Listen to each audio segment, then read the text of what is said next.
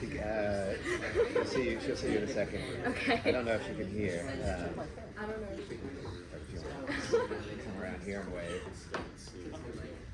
Yeah, Is that the one? Yeah, you're on there now. Yeah. Can she see me? I don't know what she's looking at. Okay. I don't know. She's not. She's on a different. She's got something else up right now. Sounds good. Yeah.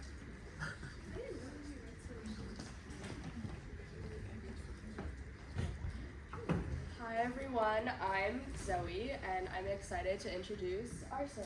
Arsam is from Lahore, Pakistan, and he decided to become a math major after taking linear algebra his freshman fall, and he ended up making a lot of friends in the class and really wanted to pursue it further.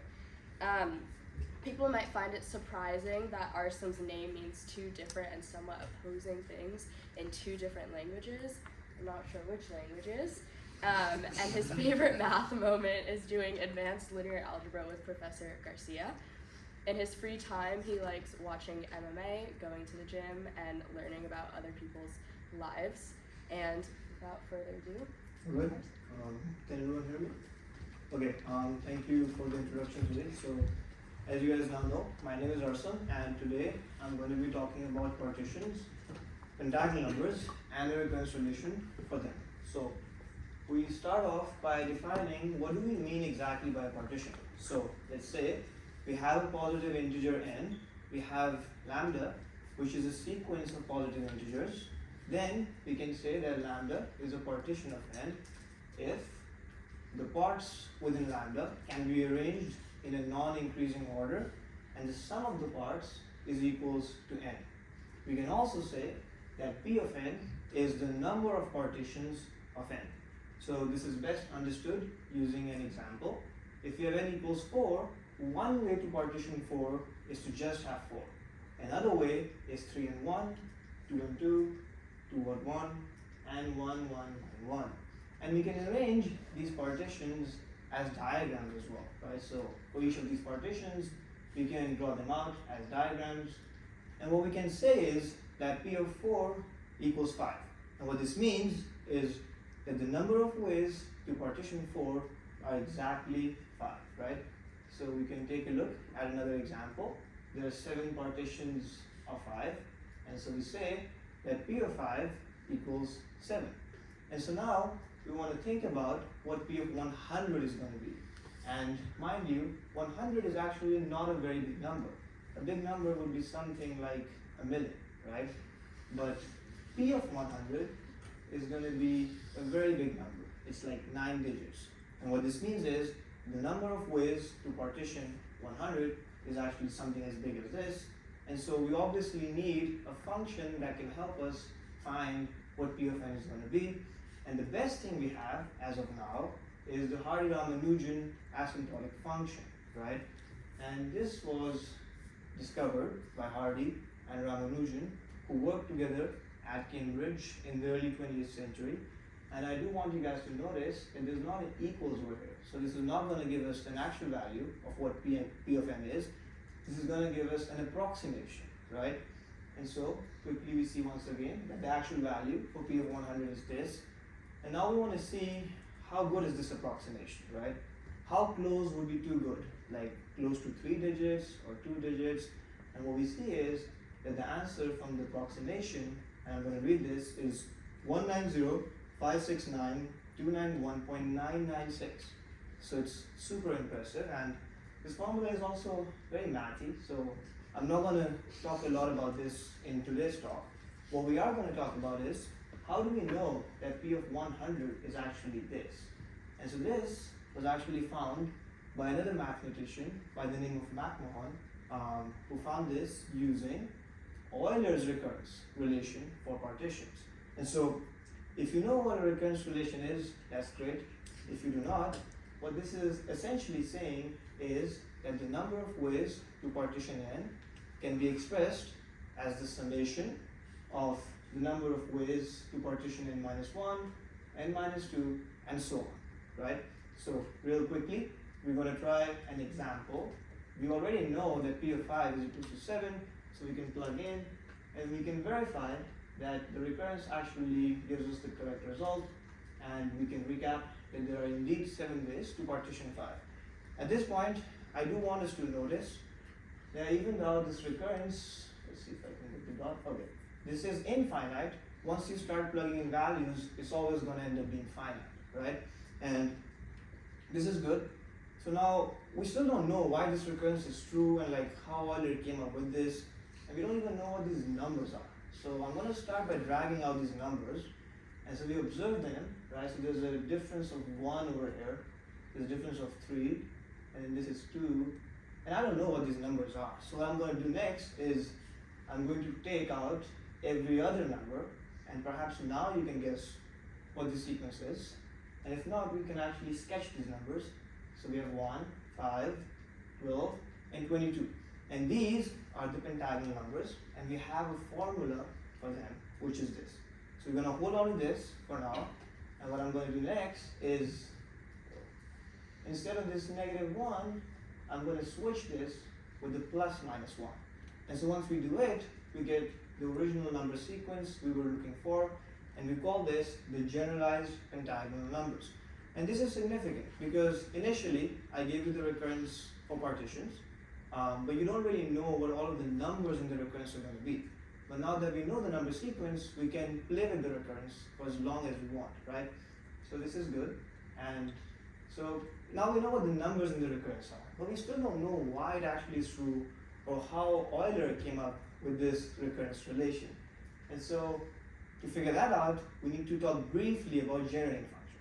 So I'm going to start off with this expression on the left hand side, which really is a product sequence, an infinite product sequence.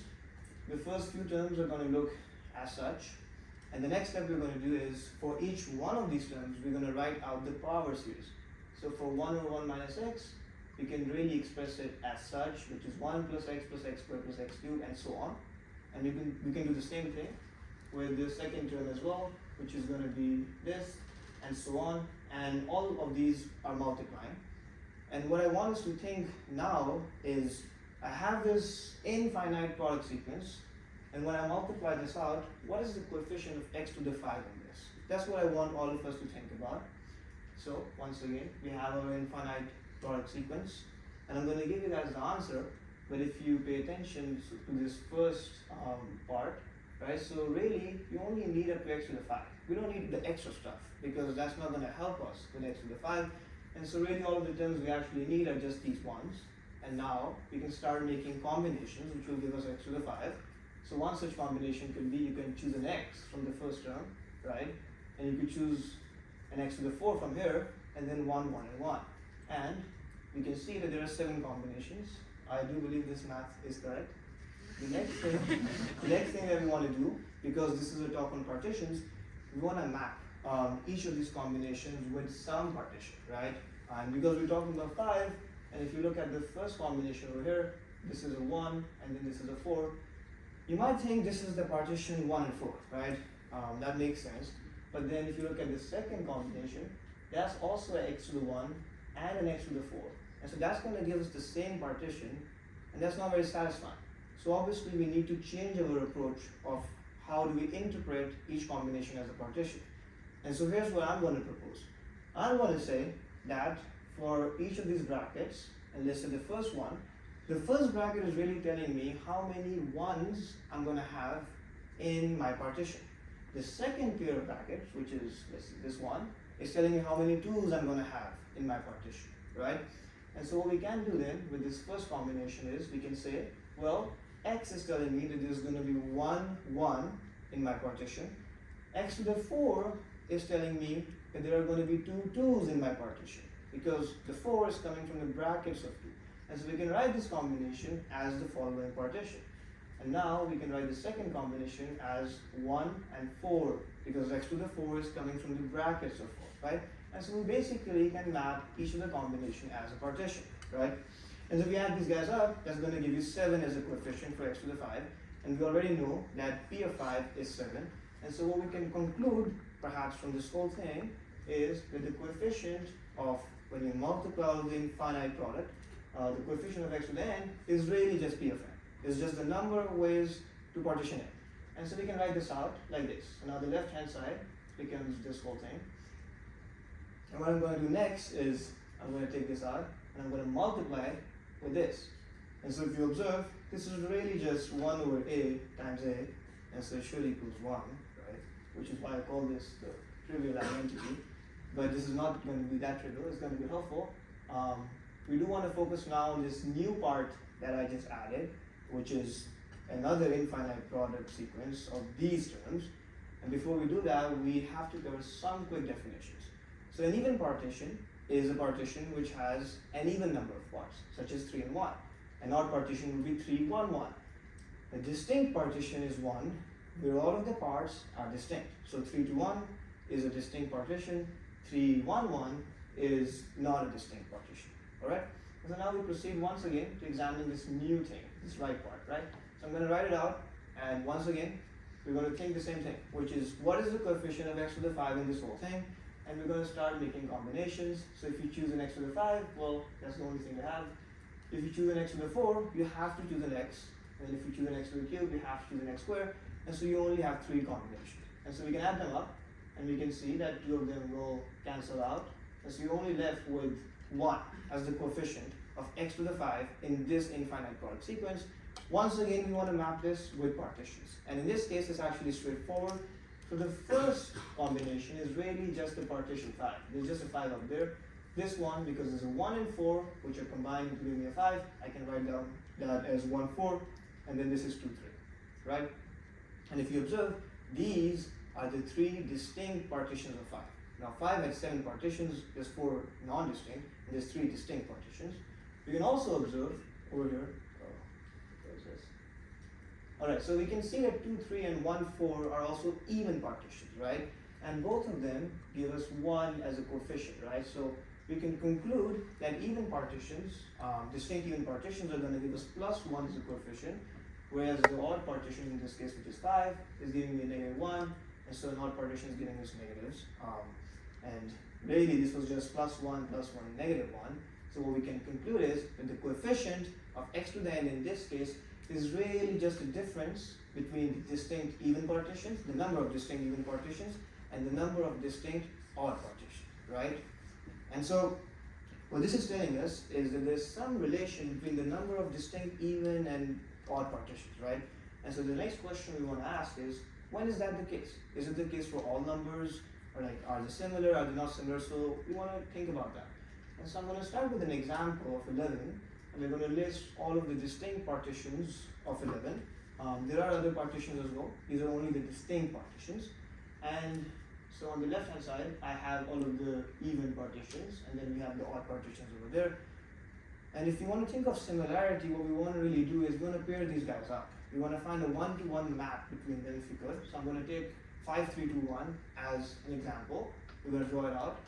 And I'm going to define 2 sets on top of this. So I'm going to call my first set as S of lambda, which is really just a set of dots in the bottom row in my diagram. And N of lambda is going to be this set, which is at the diagonal of my diagram. And the main condition is that you want to include all of the dots at the end of each row, given the rows are successively decreasing, consecutively decreasing, right? So in this case, there's a drop of 2, so I was only going to have 1 dot. And so now, what I want to do, as we talked, we want to pair even and odd partitions. So I want to transform this. I'm going to use a function called u.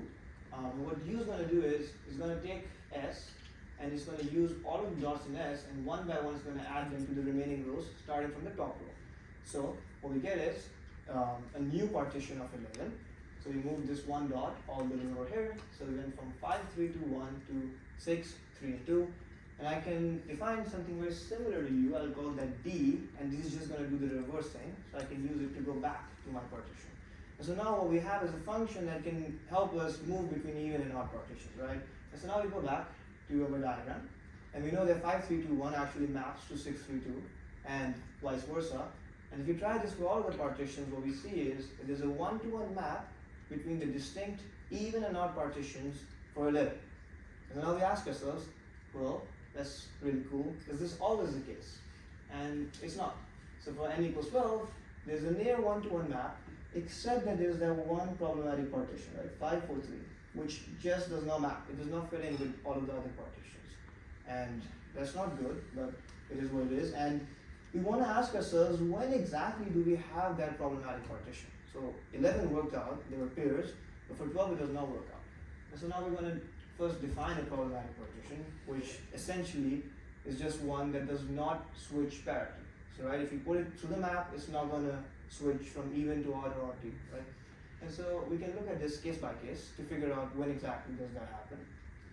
I'm going to use 543, and so I'm going to draw it out. We're going to define S and L similarly.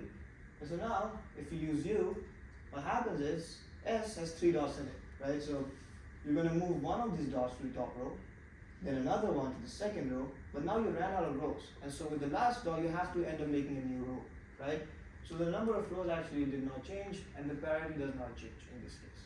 And so this unique case only happens when the length of S is equal to the length of L, which is equal to the number of parts, which is 3 in this case. And so if you do some math, we can reverse the process and we can figure out what sort of number would have given us the problematic partition. And we can see in this case, and if you remember, these are the pentagonal numbers, right? And so quite similarly, we can do the same case for D. And I'm going to skip the example, I'm going to go straight to the conclusion. And what we find with D is that if you have a problematic partition, it must come from an end which looks like this.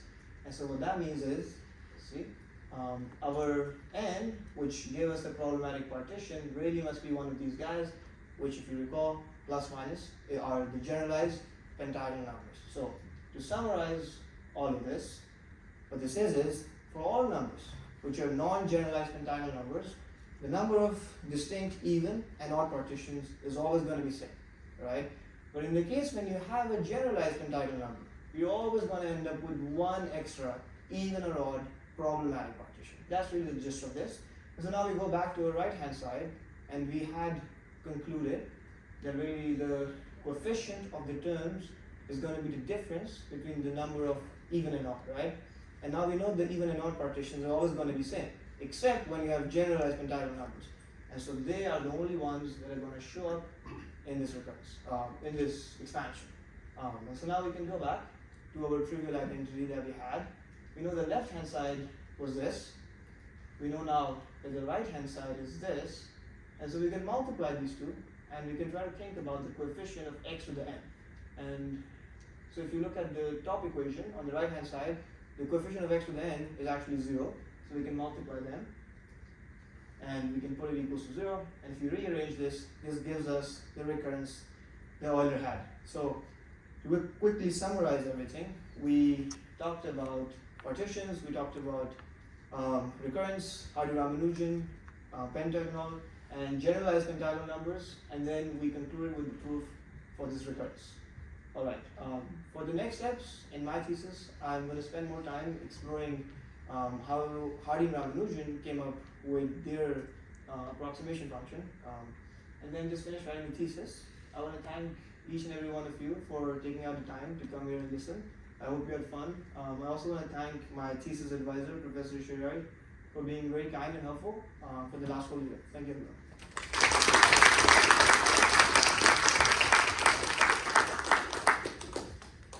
Any questions? Yes, please. Is there a way to determine whether the problematic partition is going to be like an even one or an odd one based on the generalized pentagonal number? Yes, I do believe so. I don't remember it accurately, but I'm pretty sure that depending on what value of k you plug it into the formula, you can always predict whether you're going to have an extra even or odd partition, and that's going to influence whether in, let's see, whether in this thing, it's going to influence, so let's see, whether you're going to have a negative or you're going to have a positive, right? So, yes. So, how easy is the recursion to use in practice? Because if you're trying to compute piece of n, it looks like you need piece of n minus 1, so it looks like you need the one right before it, and a lot of the other ones. So Yeah. How efficient is it? I mean, so if you remember, I gave you P of 100 at the start, which was 9 digits, and McMahon actually used Euler's recurrence to find it out. So he did it manually, and he did it so that he could test whether Hardy and Ramanujan's function was close enough or something. I guess you have to use the recurrence to find it, so probably not super efficient if you're I don't know, if it's P of 1 million, right?